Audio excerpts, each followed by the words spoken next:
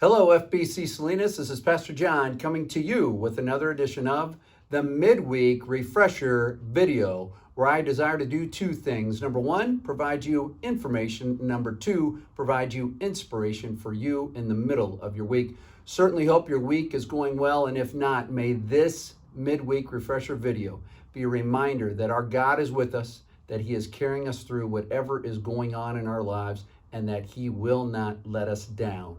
So real quickly, an informational thing for you is this. Streets of Bethlehem is happening this week. Yes, this week. It is finally here. This event that this church has been doing for 30 plus years is happening this week from 6 to 8 p.m.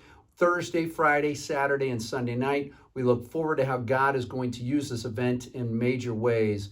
If you're able to join us and help out here in the marketplace or in other opportunities here on campus during that time, that's fantastic. If you're going to pray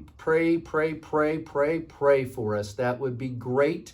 And we look forward to how God will do wonderful things in the middle of this. We anticipate a number of people coming here. In the years past, we've had a few thousand people show up at this event, and we trust that God's going to do great things. There will be great crowds here, and they will be here to hear about the great, wonderful story of God coming to earth. And so we look forward to that. Be praying that that message goes out clearly and that people come to understand Him.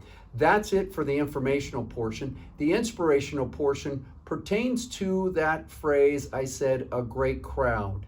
We anticipate great crowds being here.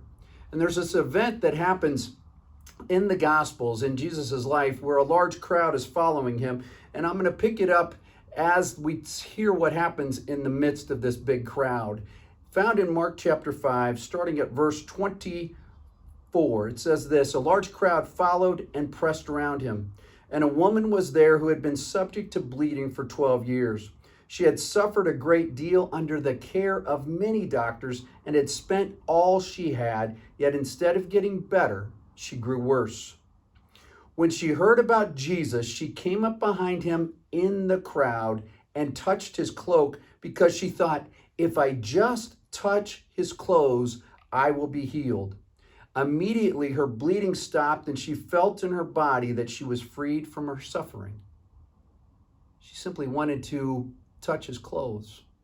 And you'll notice this picture that is in my office here. It's an artist's rendition of that particular event, of the woman reaching out and touching the hem of Jesus' garment.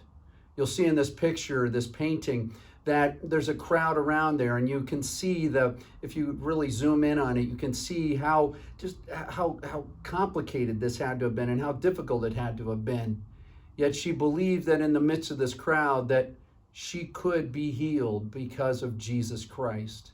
And that's what happened. Listen to what happens after she touches Him. At once, Jesus realized that power had gone out from Him. He turned around in the crowd and asked, "Who touched my clothes?"